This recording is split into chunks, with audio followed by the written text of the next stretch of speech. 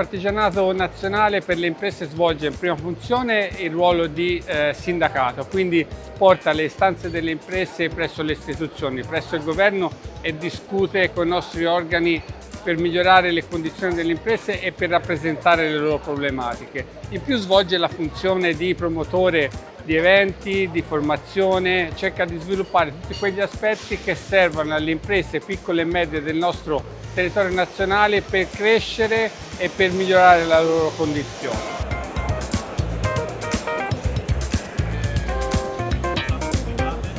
Oggi è importante essere qui per fare squadra, è importante far capire alle aziende che partecipare agli eventi comuni, partecipare alle fiere, partecipare a tutte quelle che sono le esposizioni e farlo con le altre aziende aiuta a crescere, a scambiare opinioni, a scambiare competenze e quindi avere sempre più fiducia in un futuro che sta cambiando ma che offre sempre più opportunità, e le opportunità le sapranno prendere quelle aziende che sapranno cambiare con le nuove tecnologie. Le aziende artigiane da questo punto di vista hanno un passo in più.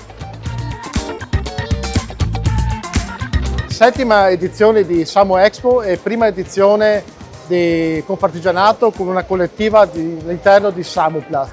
Siamo 6 aziende della filiera, a testimonianza che il settore è ancora vivace nonostante sia una filiera pesantemente controllata da normative e da problematiche ambientali.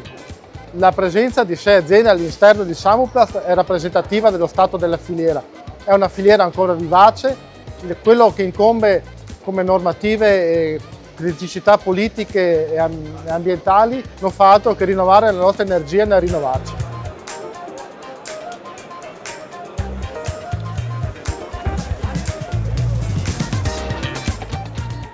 Dai dati che abbiamo in mano si può dire che il comparto della meccanica tutto sommato non va proprio così male in Veneto. 20.000 imprese e il saldo è più o meno rimasto uguale, e anche sotto l'aspetto dell'export diciamo, abbiamo una buona tenuta. Vorrei dire che tutto sommato con le situazioni di mercato che ci sono adesso non va assolutamente male. Essere presenti in fiera oggi vuol dire dare continuità al lavoro della nostra azienda, di tutte le nostre aziende, diventare punto di riferimento per i nostri clienti.